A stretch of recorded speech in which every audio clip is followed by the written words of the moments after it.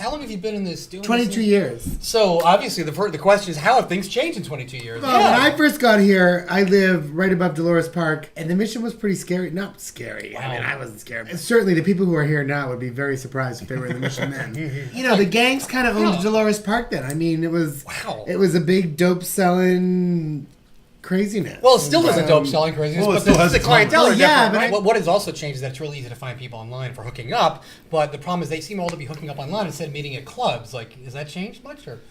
Oh, absolutely. Yeah? I mean, the clubs used to be way more crowded, and every night. Oh, yeah. I mean, every night was a fucking party. Right. Like, it was easy to hook up? Really, until the internet was invented.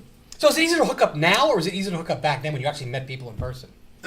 It's just different. I mean, you know, it evolved like anything. I mean, in those days, you could take a risk. You know, a risk.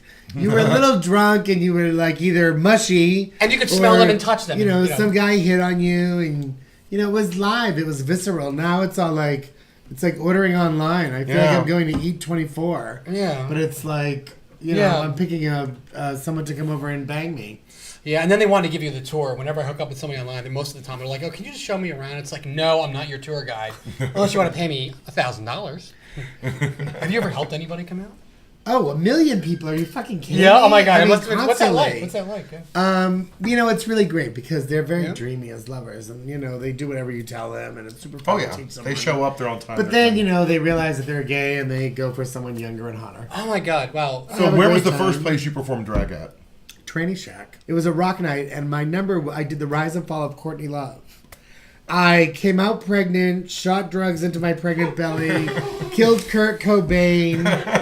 The reveal was like I lost my outfit, and underneath was like this gold Oscar gown, and I changed the hair and became like, you know, when she had transitioned into like a beauty queen. It was, you know, getting an Oscar for that Milos Forman movie about Larry Flynn. Larry's the People versus and so how did that feel? It was amazing. I mean, you know, like a lot of drag queens, I started doing backup for some other bitch. Sure. I was a male prop. They're like, get dressed. I need someone to stand behind me and shoop.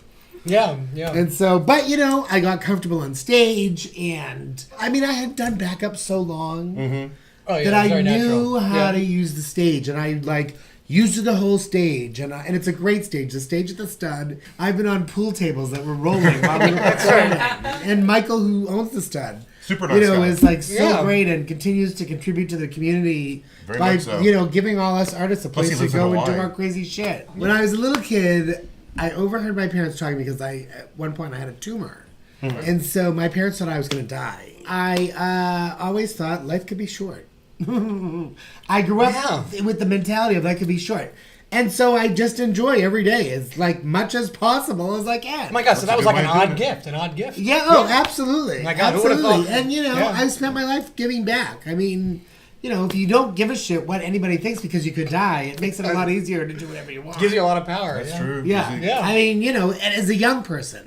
Because most people don't get that until their 30s or 40s, and these poor people in their 20s, God bless them. Well, they're working hard at it, Who would want to go back? I mean, I thought I knew everything. You know. Well, when you go on the other side and you look back, I know. Any shows going on with you? Oh, well, I have my own show. I know. Once a month at the Midnight Sun. It's called Sex, Drags, and Rock and Roll. Awesome. Nice. It's a rock and roll drag show in the Castro, and they show rock and roll videos.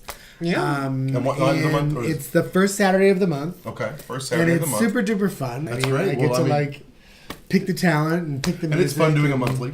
And it's fun doing a monthly, and it's not that hard because I have a day job. True. Well, thank you so much for taking some time. Thank you for having me. Great having you here. All right, up to the Golden Gate Live. We will see you all later. I'm off to the Society Cabaret Show. That's it for the Golden Gate. Thanks for everybody.